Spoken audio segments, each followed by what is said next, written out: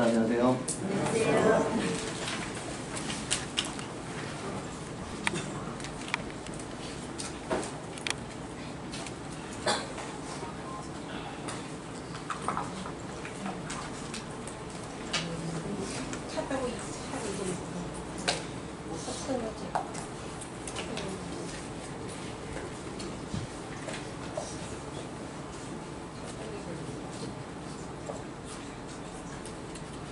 화면이 나오죠? 예.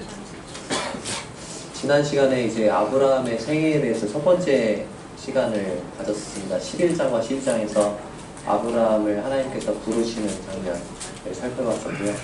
이제 이번 시간에는 창세기 13장과 14장에 나오는 롯에 관한 이야기에 대해서 살펴보기를 원합니다. 12장에서 우리가 12장을 다 마치지 못하고 중간에 이제 멈췄죠. 12장에서 이제 아브라함이 하나님의 부르심을 받고 처음에 이제 우르에서 나왔다가 하란에서 멈추죠. 그리고 하란에서 또 하나님이 또 부르시죠. 그래서 마침내 어디에 왔어요? 가나안 땅에 왔어요. 근데 가나안 땅에 이제 하나님이 부르셨으니까 딱 이 순종해서 갔는데 가나안 땅에 바로 뭐가 임해요? 네, 기근이 임하죠.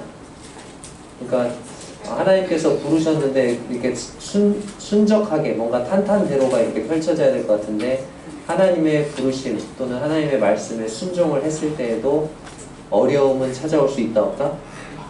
있다는 거예요. 그리고 우리가 구원받으면 계속 그냥 뭐 구원받으면 아무 어려움도 없다? 맞는 말입니까? 아니에요. 받았을지라도 구원받은 이후에도 어려움이 있을 수 있는 거예요. 근데 이제 그 기근이 딱 임했는데 하나님이 너 여기 가나안 땅에 있어라 했는데 이제 아브라함이 어떻게 해요? 어디로 갑니까? 네, 애굽으로 내려가 버리죠. 애굽. 자, 계속 이제 이어가겠습니다. 자, 아브라함이 지금 여기 보니까 뭐가 보이십니까? 피라미드죠. 아브라함이 이제 그 당시에 이제 그 기근이 있어가지고 그 기근을 피해서 애굽 땅으로 이집트로 내려갈 때 이런 피라미드를 볼 수 있었을까요? 없었을까요? 아브라함이 당시 이집트로 딱 내려갈 때 피라미드가 이미 만들어져 있었다? 아니면 아브라함 이후에 만들어졌다? 만들어져 있었다. 손 들어보세요. 뭐 찍는 겁니다. 괜찮습니다. 아브라함 이후에 만들어졌다. 네, 뭐 비슷비슷하게 있으신 것 같은데 손을 안 드신 분들도 되게 많고 나는 뭐 이것도 저것도 아니다 하거든요.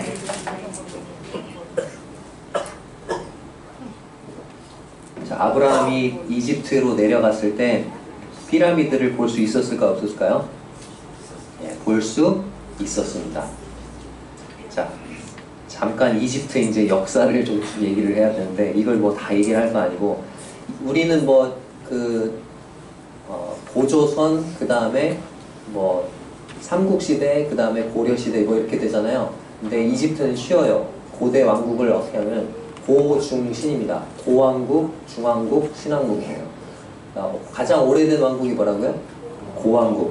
그 고왕국이 10왕조까지 있는데 이 고왕조의 3, 4왕조 때 피라미드가 이미 건설이 돼요. 그리고 아브라함이 이 이집트에 들어갔을 시기는 몇 왕조일까요? 10왕조 때 들어가요. 그러니까 3, 4왕조 때 만들어진 것을 10왕조 때 들어가니까 어때요? 볼 수 있었겠어요? 없었겠어요? 네, 볼 수 있었다는 것입니다. 이제 여기 뭐 여러 가지 막 그런 설명들이 나와 있는데 뭐 아무튼 넘어가겠습니다.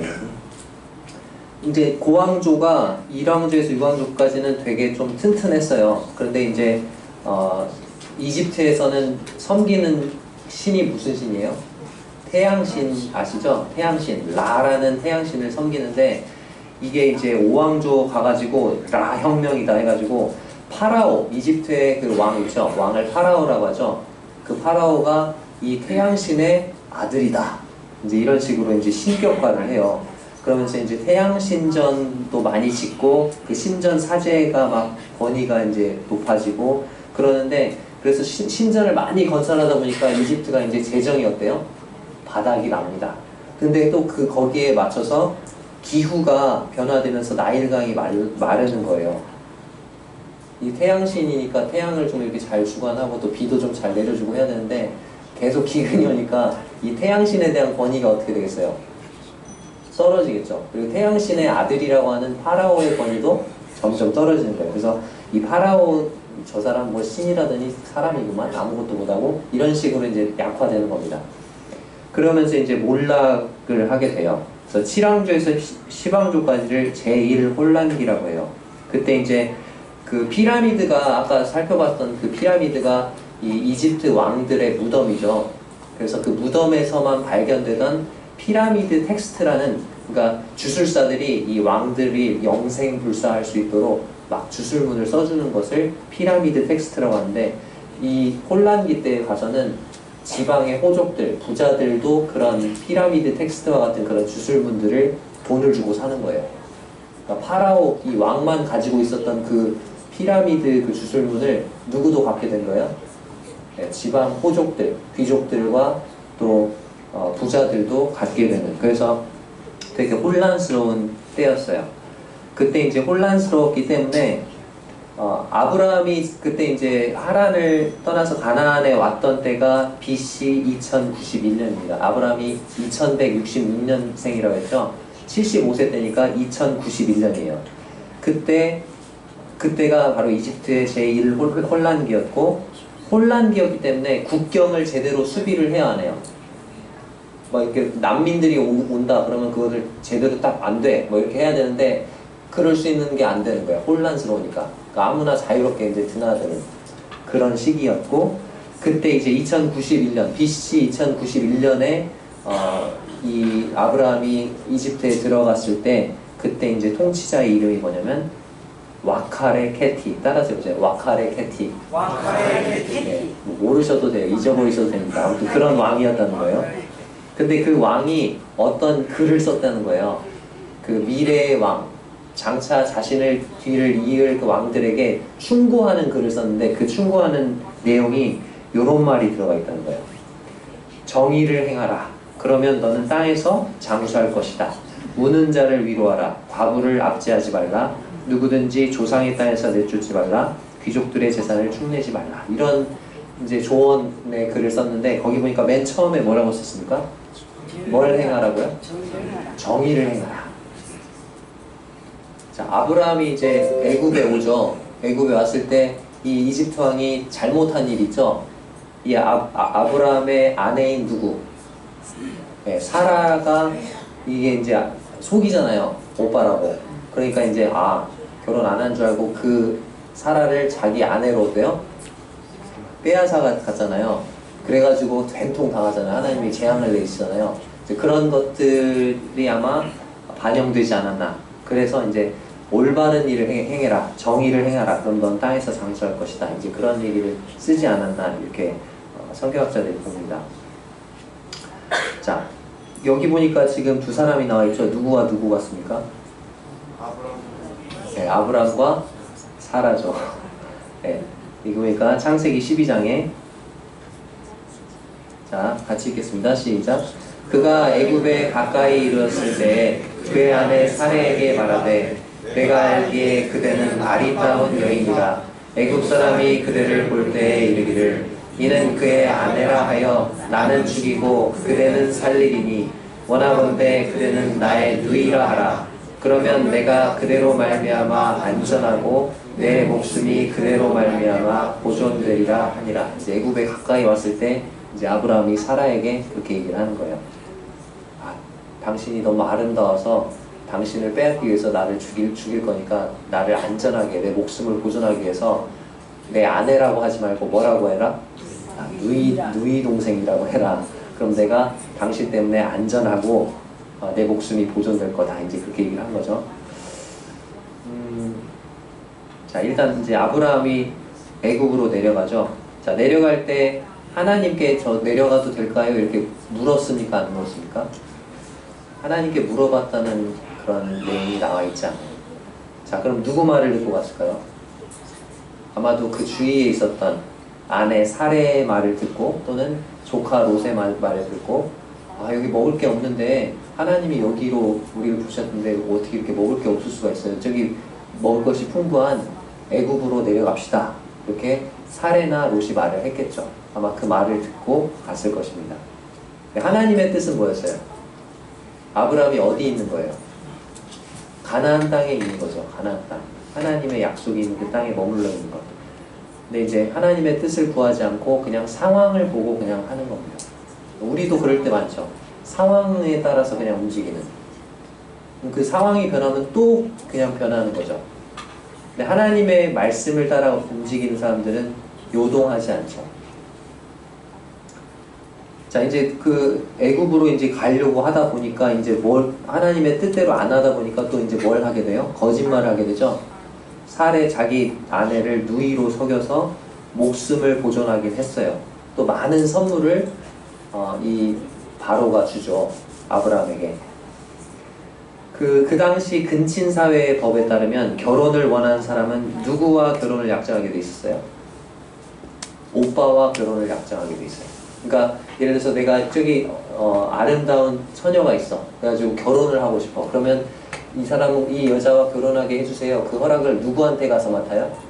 아빠가 아니고 오빠. 그래서 우리 그 창세기 24장에 보면 이삭과 리브가의 결혼에서 부두엘이 살아 있었죠. 근데도 아빠가 있는데도 누가? 라반. 예, 오빠인 라반이 이 리브가의 결혼의 전반에 걸쳐서 그런 발언권이 되게 세죠. 그래서 그러니까 오빠한테 허락을 받고 오빠한테 이제 선물을 많이 주는 거죠. 당시 법이 그랬다는 것입니다. 그래서 이제 이 아브라함은 이집트에 내려가면서 당신이 내 누이라고 해라. 그럼 내가 어떤 사람이 와가지고 막 결혼을 시켜달라고 해도 내가 안 내주면 되는 거 아니냐. 그러면 되는 거 아니냐. 이제 그렇게 얘기한 거죠. 근데 누가 주라고 하는 거예요. 딱 갔더니. 파라오가 주라고 할 줄은 꿈에도 생각하지 못하는 거죠. 파라오가 내가 이 사람 마음에 드니까 데려가겠다고 딱 주고 엄청나게 많은 선물을 주는 그런 상황이 돼버린 거예요. 자기 생각하고 다르게 이제 사건이 진행이 되는 거죠. 그래서 이제 사라를 빼앗기고 사라 대신에 뭘 많이 얻었어요? 양과 소와 16절 보니까 노비. 이 노비 속에 누가 들어있어요? 하갈. 나중에 또 문제의 원인이 되죠. 이 하갈. 이 사라의 이제 몸종이 되는데 이 하갈을 얻게 됩니다. 그리고 암수 나귀와 낙타를 얻게 되는 거죠. 자, 이제 바로한테 자기 아내를 빼앗겼어요. 이제 이대로 가면 이제 이 사라는 누구의 아내가 돼요? 바로의 아내가 되게 생겼어요, 지금. 아내로 취하게 될 그런 판인데 하나님께서 크신 긍휼을 베풀어 주셔서 하나님이 적극적으로 개입하시죠. 그래서 바로의 집안에 재앙을 내리세요. 그래가지고 문제를 해결받게 됩니다. 근데 하나님께서 아브라함을 맨 처음에 부르실 때 하나님이 아브라함을 통해서 이루고자 하셨던 건 뭐냐면 세상의 모든 사람들이 너 아브라함을 통해서 뭘 받기 원하셨어요? 복을 받기 원하셨어요. 근데 이번 사건을 통해서 이 바로와 바로의 집안 식구들, 이 이방인들은 이 아브라함을 통해서 뭘 받게 됩니까? 재앙을 받게 돼요. 이건 하나님의 뜻이 아닌 거죠. 그러니까 우리 그리스도인들이 하나님의 말씀대로 제대로 살아가지 못할 때 우리는 주위 사람들에게 축복의 통로가 되는 대신에 재앙의 통로가 될 수 있다는 것입니다. 자, 이제 하나님께서 적극적으로 개입해 주셔가지고 사라가 구출을 받죠. 그렇게 해서 이제 돌아오는데 딸리는 게 되게 많아. 왜? 바로가 엄청나게 선물을 많이 줬거든요. 노비와 금은 보화와 많은 동물들이, 짐승들이 따라왔을 거예요. 자, 근데 가나안으로 돌아오는 그들의 귀향길이 즐거웠을까요? 즐겁지 않았을 거예요. 아마 무거운 침묵이, 이 아브람과 사라 사이에 침묵이 아마 흘렀을 것입니다. 먼저는 그들이 거짓말을 했기 때문에. 또 한 가지는 뭐예요? 하나님을 모르는 이방인인 애굽왕 바로에게 책망을 받았기 때문에 마음을 되게 부끄러운 그런 마음을 가지고 돌아왔을 것입니다. 아무튼 돌아오게 된 거죠. 하나님이 긍휼을 베푸셔서. 이 11장과 12장까지의 그 아브라함의 여정을 잠깐 동영상으로 살펴보겠습니다. 여기 소리 좀 켜주세요.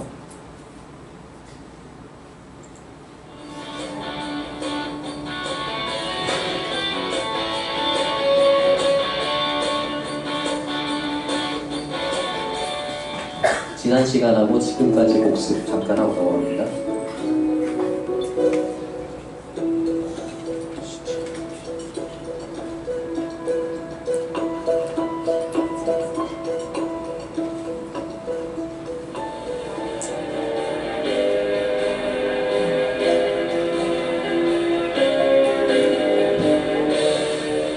하나님의 말씀을 따라 75세의 아내 사레, 조카 롯과 함께 가나안 땅으로 간 아브라함은 지금의 레바논 지역의 가나안 땅을 지나 이스라엘 북쪽 부근 성경의 세겜이라는 곳에 이릅니다. 이곳에서 아브라함은 처음으로 하나님께 제단을 쌓았습니다.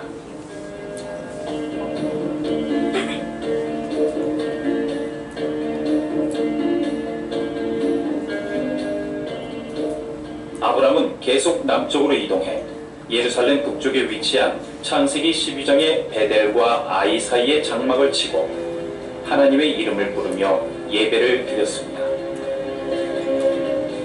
약속의 땅을 찾아 다시 이동한 아브라함은 이스라엘의 남쪽에 위치해 있었던 네게부 지방까지 내려갔습니다.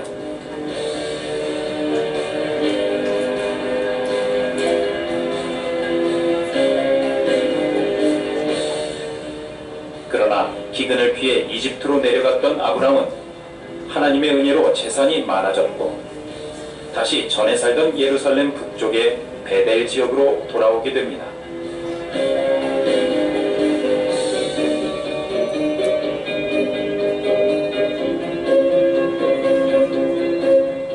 베델로 돌아온 아브라함은 재산이 많아져 조카 롯과 한 곳에 있을 수 없게 되자 서로 떨어져 살기로 결정합니다. 여기서 롯은 현재 사해의 북쪽에 있었던 소돔과 고모라 땅을 선택하고 아브람은 가나안 지방을 선택해 지금의 이스라엘 헤브론 지역에서 살게 됩니다.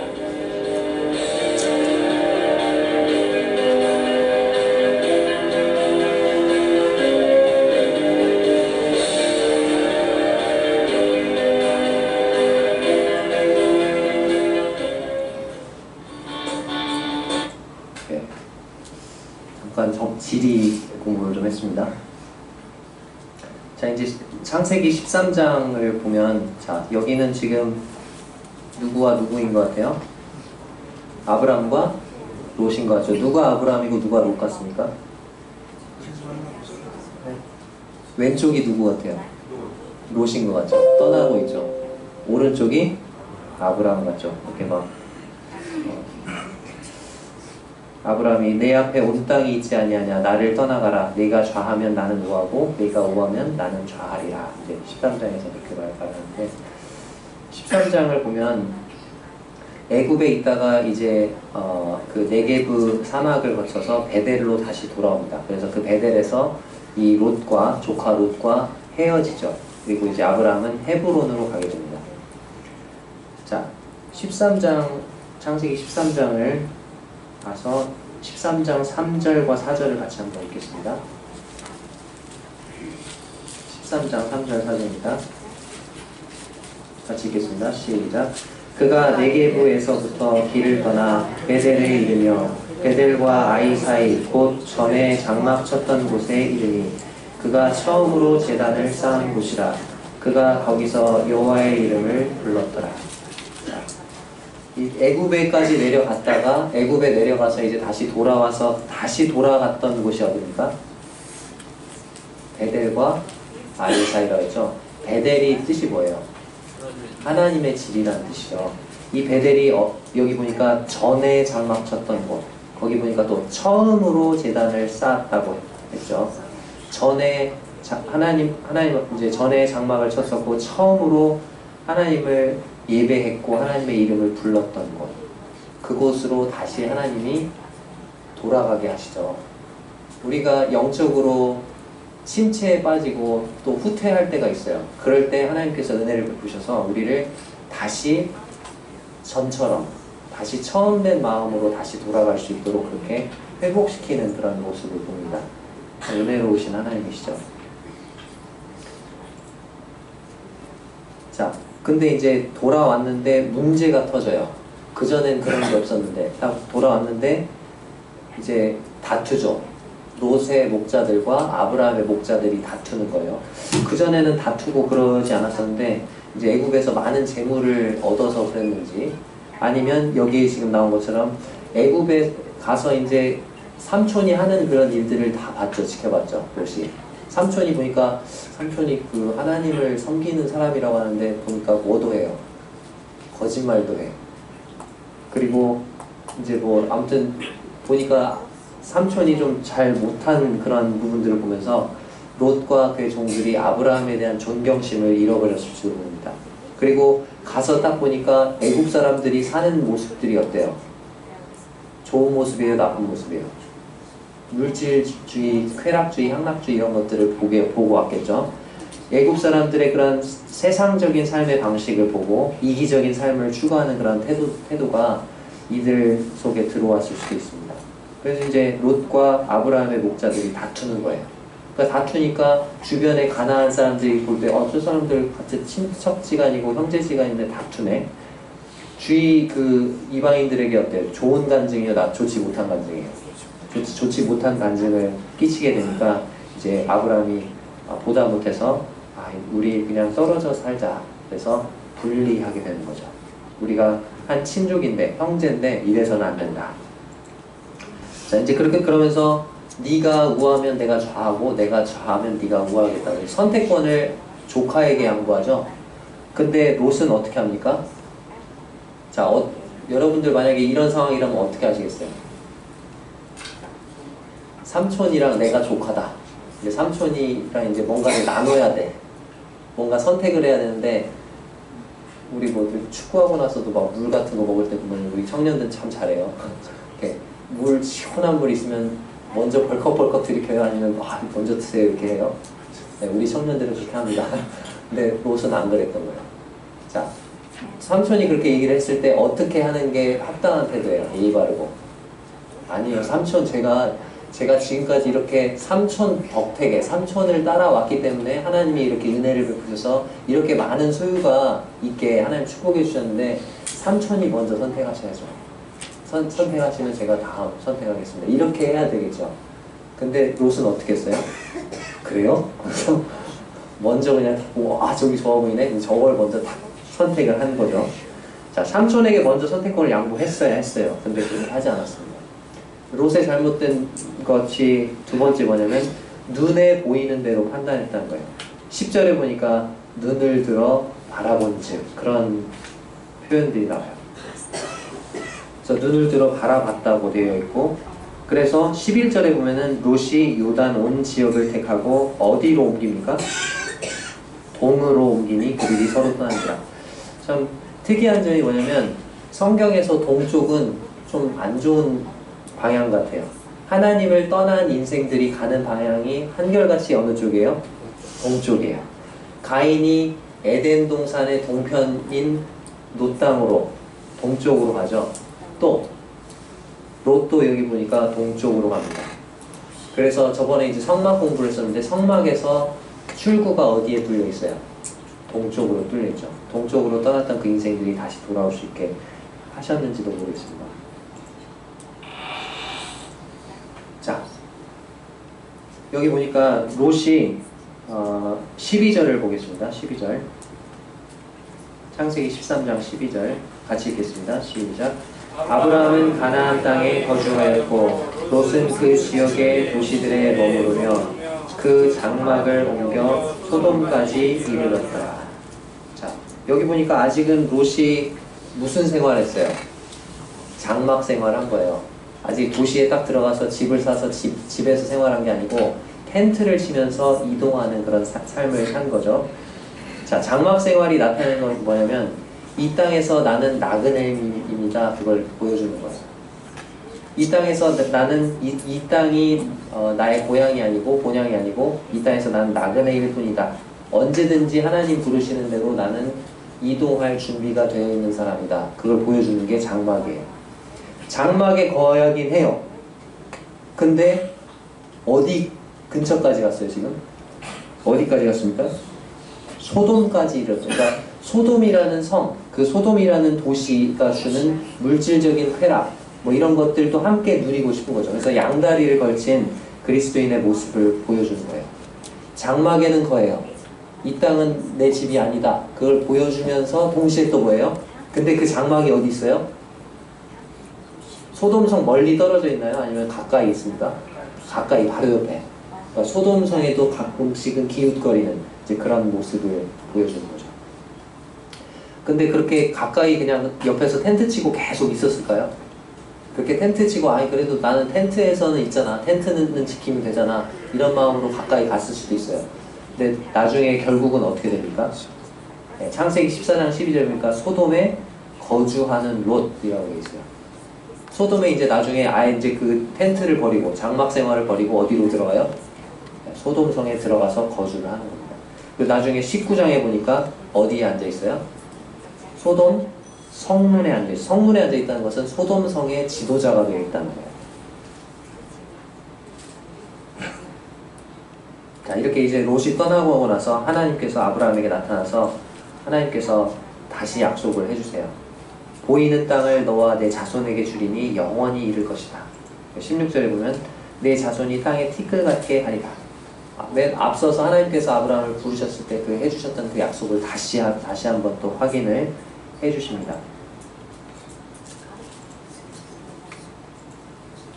자, 그리고 이제 아브라함은 이 베델과 아이 사이에 있다가 롯을 떠나보내고 나서 헤브론으로 남쪽으로 이동해서 헤브론 마므레 상수리 숲에 가서 제단을 쌓았다고 나와 있죠.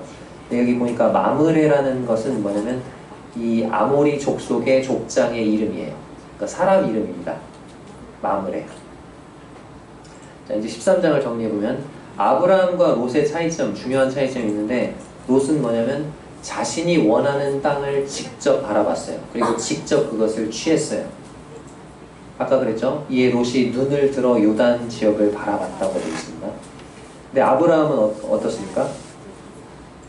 아브라함은 하나님이 보라고 하시는 땅을 바라봤어요. 그리고 기다렸어요. 그 땅을 주실 때까지. 자, 14절 같이 한번 읽겠습니다. 여기 나와 있죠? 14절 시작. 여호와께서 아브라함에게 이르시되 너는 눈을 들어 너 있는 곳에서 북쪽과 남쪽 그리고 동쪽과 서쪽을 바라보라. 자, 여기 보니까 눈을 들어 바라보라고 누가 말씀하셨어요? 하나님이 말씀하신 대로 하나님이 보여주시는 것을 보고 또 그것을 주실 때까지 기다린 거죠. 아브라함과 롯의 중요한 차이점이 그렇습니다. 자, 아브라함의 이동 경로를 다시 한번 정리를 해보면 처음에 우르에 있었죠. 저기 왼쪽에 위쪽에 나와 있습니다. 1번 우르에 있다가 우르에서 하나님이 부르셔서 어디로 갑니까? 하란으로 갑니다. 하란에서 이제 어디로 가죠? 세겜, 가나안 땅에 처음으로 도착했던 곳. 그래서 이 세겜에서 첫 제단을 쌓죠.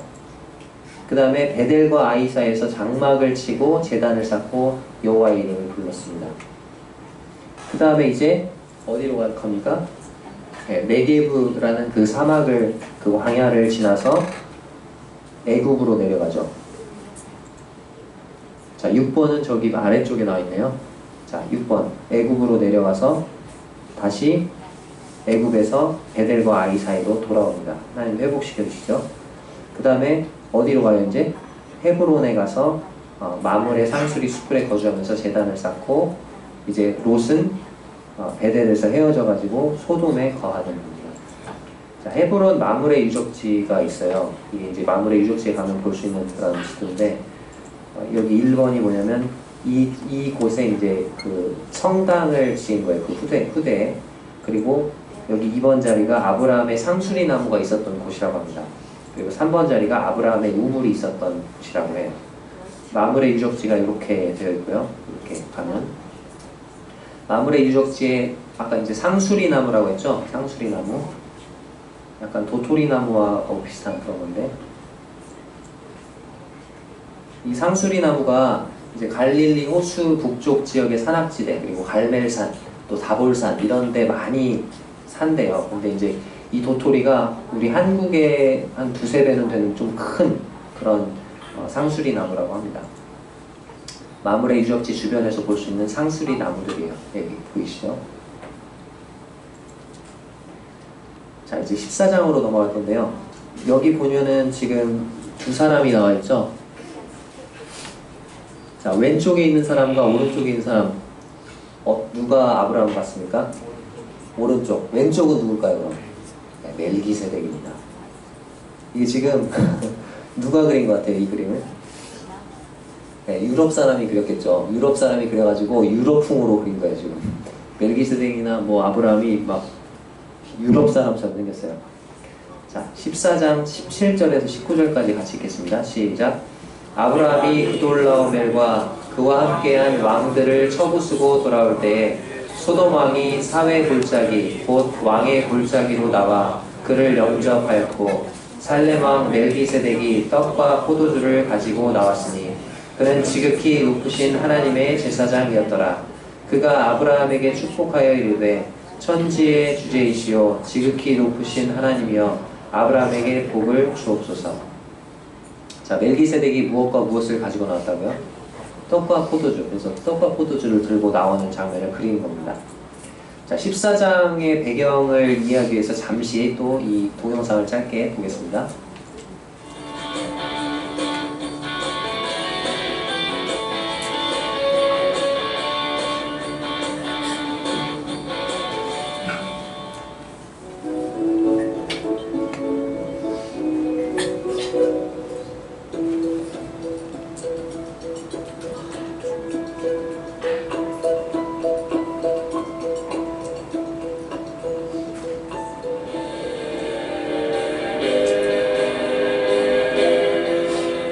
조카 롯과 헤어져 떨어져 살던 때 아브라함은 지금의 예루살렘 위쪽 헤브론에 살았고 롯은 당시 요르단의 서쪽 지역 소돔에 살았습니다. 당시 12년 동안 엘람 왕의 지배를 받고 있던 소돔과 고모라 등 몇몇 국가들이 반란을 일으켰는데 이를 막기 위해 북쪽에서 내려온 엘람의 연합군과 시딤 벌판에서 전쟁을 벌였습니다. 소돔과 고모라 연합군은 이 전쟁에서 대패했고 아브라함의 조카 롯과 그 모든 종들과 재산을 엘람의 연합군들에게 빼앗겼습니다.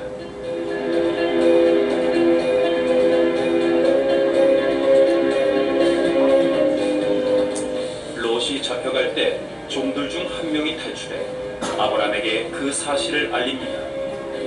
아브라함은 집에서 훈련시킨 군사 418명을 데리고 롯을 구하기 위해 지금의 이스라엘 끝 단까지 쫓아갑니다.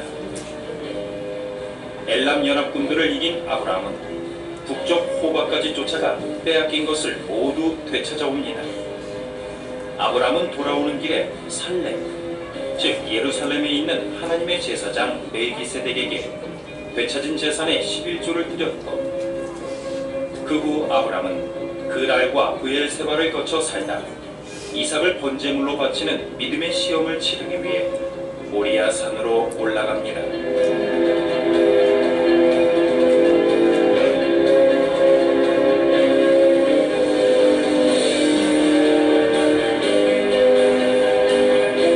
네, 방금 동영상에서 틀린 부분이 두 부분 있었어요. 찾으셨나요? 네, 318명인데 418명 나왔어요. 또 하나는 헤브론은 예루살렘의 북쪽이 아니고 예루살렘의 아래쪽에 있습니다. 아무튼 그렇다는 거. 이제 14장의 배경을 좀 다시 설명을 좀 드릴게요. 짧게. 자, 창세기 14장의 배경은 뭐냐면 엘람 왕 그돌라오멜이라는 왕이 있었어요. 이 왕이 되게 강력한 왕이었습니다. 이 왕과 동맹을 한 왕이 네 왕이 있었어요. 시날 왕, 엘라살 왕, 고임 왕. 이 네 개의 왕이, 자, 이 엘람 왕 그돌라오멜이 그돌라오멜의 어떤 속국처럼 좀 그 조공을 바치는 나라들이 5개 나라들이 있었어요. 그게 소돔, 고모라, 아드마, 스보임, 소알. 이 5개. 그러니까 그 사해 지역에 있는 5개의 나라, 조그마한 나라들이 이제 이 나라들에게 조공을 바치는 거죠. 속국으로 12년을 보냈었는데, 근데 나중에 이제 12년 동안 이렇게 조공을 바치다 보니까 이 왕들이 못 살겠다, 우리 싸우자, 그렇게 한 거예요. 그러니까 어떻게 해요? 그래 한번 싸우자, 이제 그렇게 된 거예요. 그래가지고 13년째 이제 배신을 하니까 14년째 이제 가가지고 전쟁을 하는 그런 모습이죠. 자, 그러면 아까 엘람왕 뭐 이런 왕들이 있었는데 어디냐 거기가. 자, 먼저 신할왕 아므라벨이라는 왕이 나오죠. 지금 14장을 보면은 14장 1절에 당시에 신할왕 아므라벨이 이렇게 나와 있습니다. 신할은 어디냐면 바벨론을 말합니다. 바벨론. 현재 이라크예요. 거기에 아므라벨이라는 왕이 있었는데 어떤 학자들은 아므라벨이 함무라비하고 발음이 비슷하다. 아므라벨, 함무라비. 근데 이 함무라비는 후대 인물이에요. 다른 사람입니다. 이 아므라벨은 함무라비가 아니에요. 아무튼 아므라벨이라는 왕이 있었고, 그 다음에 그래서 신할은 어디입니까? 지금 저기 보이시면 가운데 이렇게 신할이라고 되어 있죠. 이라크. 그 다음에 엘라살이 있는데 엘라살은 어디냐면 남부 바벨론입니다. 이 엘라살의 왕의 이름이 아리옥인데 이쪽 지역에서 발견된 말이라는 지역에서 발견된 그 문서에 아리옥이라는 이름이 발견이 됐다고 그래요. 그리고 엘람 왕 그돌라오멜, 지금 이 왕들 중에 우두머리죠. 연합국 우두머리. 이게 어디냐? 이게 엘람이 어디냐면 이란이에요. 이란. 페르시아가 되는 거죠. 나중에. 그 엘람 왕 그돌라오멜. 근데 그돌라오멜인데 여기서 또 문서가 발견됐는데 이름이 쿠드르라는 이름이 발견이 됐다고 합니다. 그 다음에 고임은 어디냐면 지금 현재 터키가 되겠는데요. 이 고임 왕 이름이 디달이고 그쪽에 이제 히타이트 쪽이 있었는데 그쪽에서 문헌이 발견됐는데 거기에 투트할리아라는 이름이 발견이 됐다고 합니다. 아무튼 그러니까 실제로 있었던 존재했던 왕들이라는 얘기죠. 실제로 있었던 나라들이고 이제 여러 그 문헌에 보면 메소포타미아 4개국은 당시 도시국가 정도의 규모였다. 따라서 이들은 후대에 팔레스타인을 침략한 군대만큼 수가 많진 않았다. 그럼에도 불구하고 그들은 흉포하고 잔인했으며 모든 거민을 파멸시킬 수 있었다. 당시에 좋은 땅, 광물 자원 획득을 위한 전쟁이 많았는데 에돔과 미디안은 구리와 망간이 풍부했고 사해에는 엄청난 양의 아스팔트가 있었다. 이 성경에도 역청 구덩이가 많았다고 되어 있죠. 이 역청이 바로 아스팔트를 말하는데 그래서 팔레스타인 고고학자 넬슨 굴룩은 창세기 14장의 가나안 전쟁을 다음과 같이 묘사한다. 오랜 세기 전에 그러니까 BC 21세기에서 19세기 사이에 고도로 개화된 또 하나의 문명사회가 번성했다가 결국 동쪽의 왕들에 의해 무참히 파괴되고 말았다. 고고학적 증거들에 의해 입증되어 온 성경적 진술에 의하면 그들은 그 기간 끝 무렵에 남부 시리아의 아스드롯 가르나임에서 요단 동편과 네게부 전역을 거쳐 시나이의 가데스 바네아에 이르는 지경의 모든 도시와 마을들을 멸절시켰다. 이제 이런 기록들이 있는 거죠.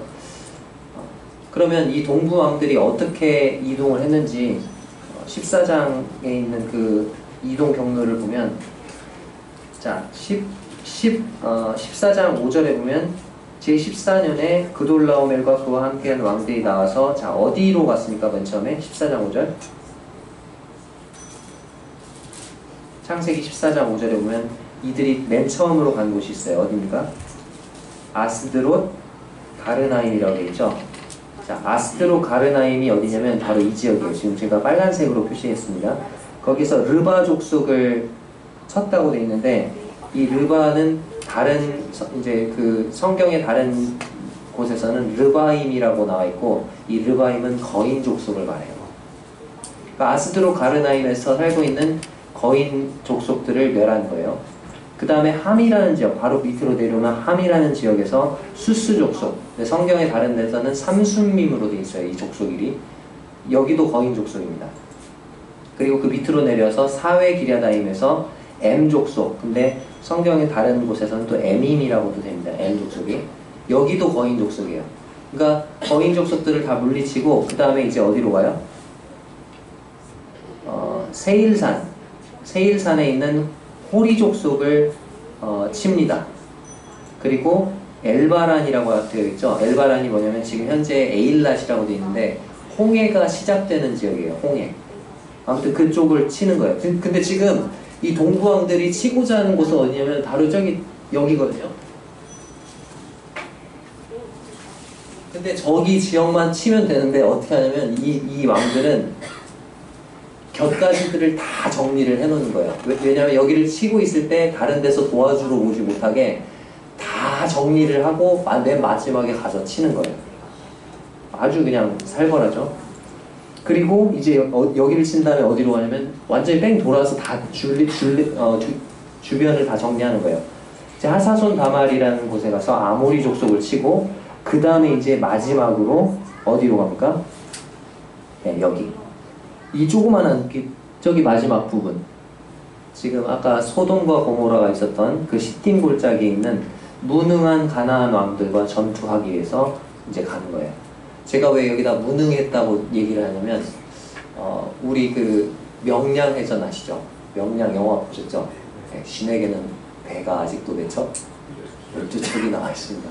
그러니까 지형지물을 제대로 우리나라로 이렇게 쳐들어오는 적군을 그래서 133척이라는 일본의 배를 쳐부수잖아요. 근데 지금 여기 나와 있는 이 5 왕들은 저기 동쪽에 있는 동부의 왕들이 쳐들어왔는데 이 지형지물을 제대로 이용을 못해요. 그리고 달아나면서 오히려 어디에 빠져요? 역청구덩이를 잘 이용해가지고 저 적들을 물리쳐야 되는데 그 역청구덩이에 빠집니다. 자기들이 도망가다가. 그래서 무능한 왕이에요.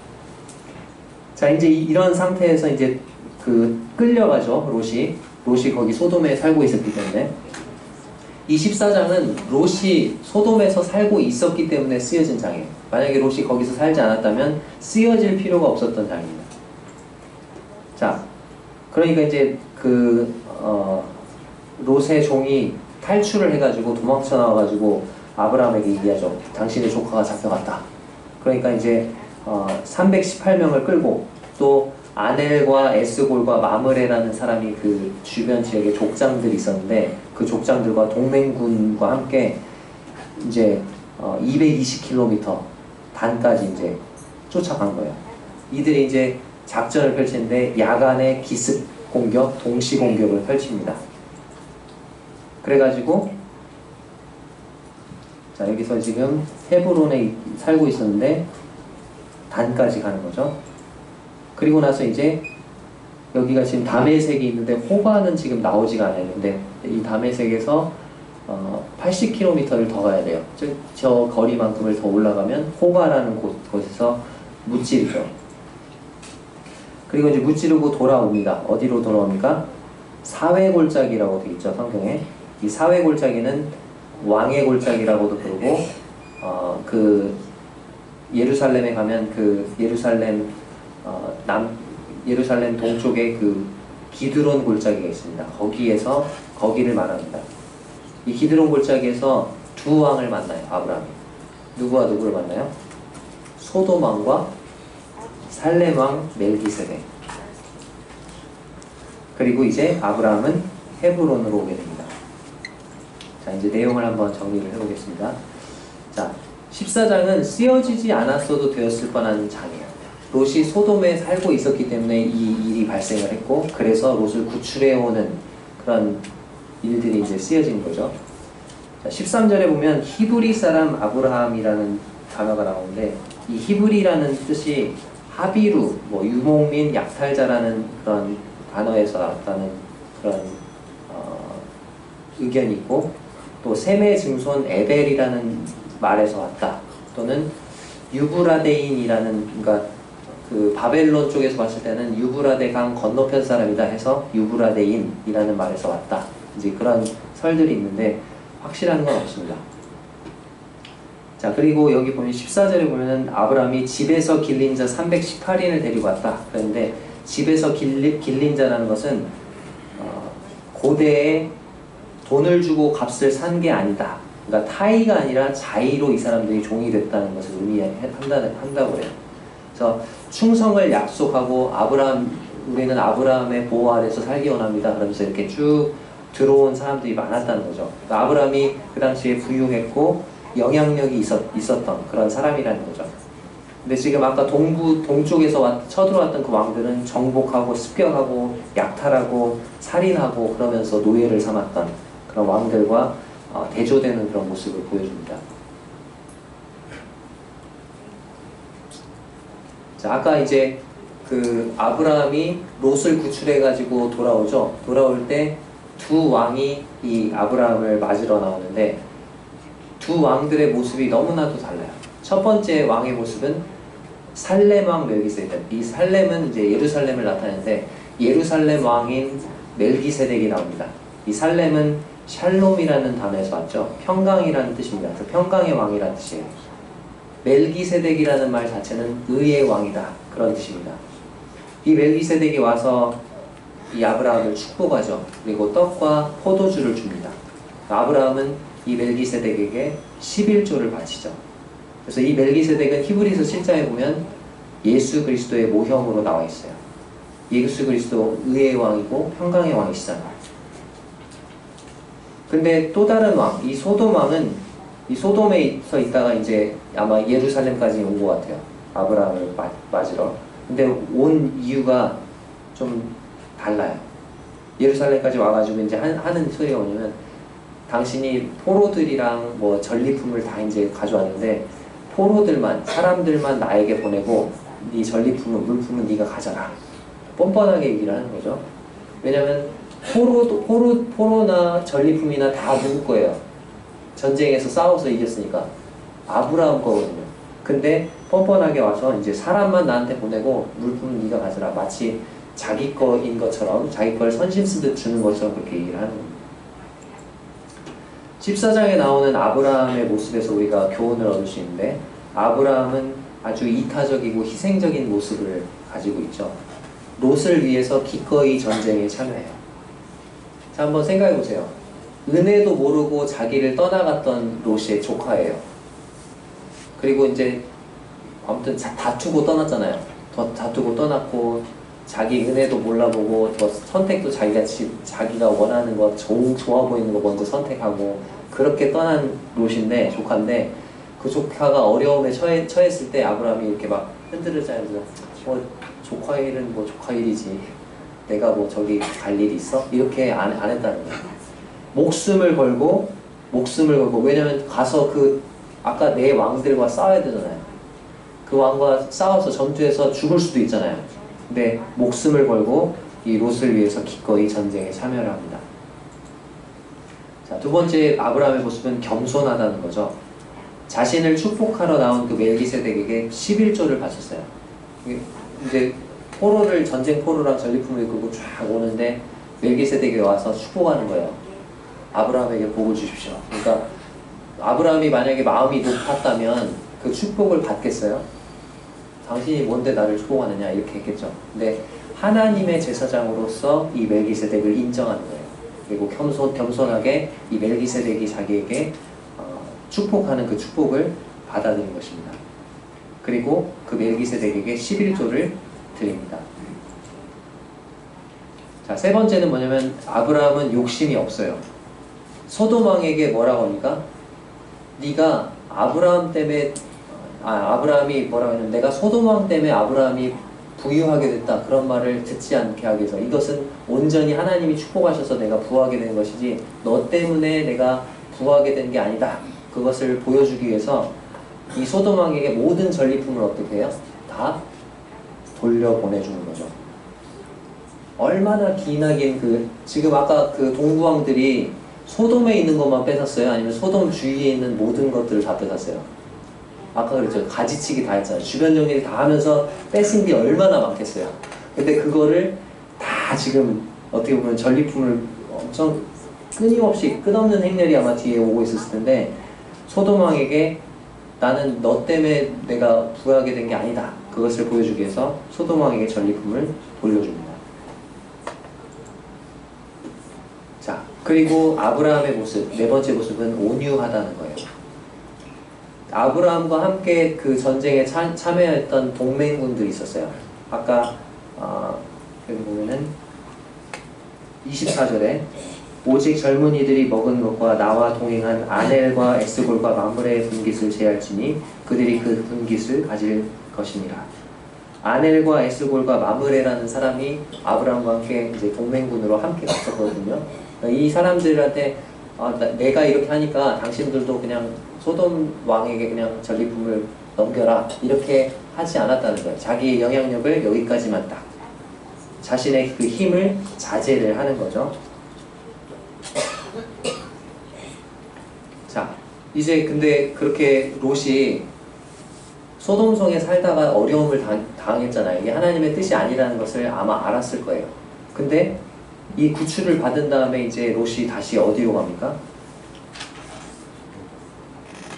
롯이 다시 어디로 가서 살죠?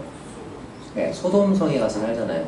19장에 보면 소돔 성문에 앉아 있잖아요. 그러니까 어려움을 겪어서 이게 하나님의 뜻이 아니구나 그것을 알았으면 그런 어려움을 겪고 나서 삼촌 제가 잘못했습니다. 그래서 삼촌과 다시 함께 살든지 아니면 소돔을 떠나서 다른 곳에 살든지 그렇게 했어야 되겠죠. 근데 롯은 어디로 갑니까 다시?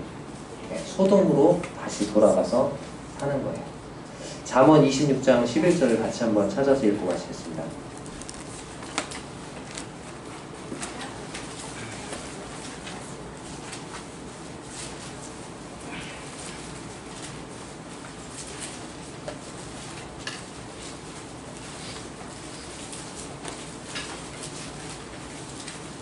구약성경 940쪽입니다. 잠언 26장 11절입니다.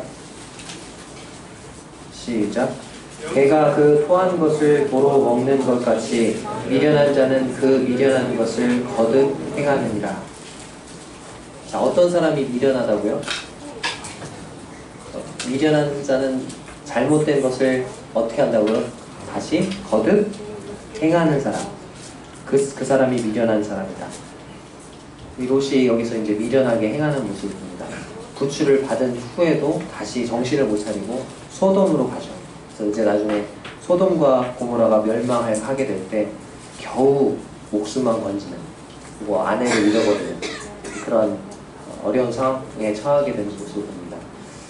네. 앞으로 이제 계속되는 그런 아브라함의 생애를 통해서도 교훈을 받기를 원합니다. 이상으로 마치겠습니다. 감사합니다.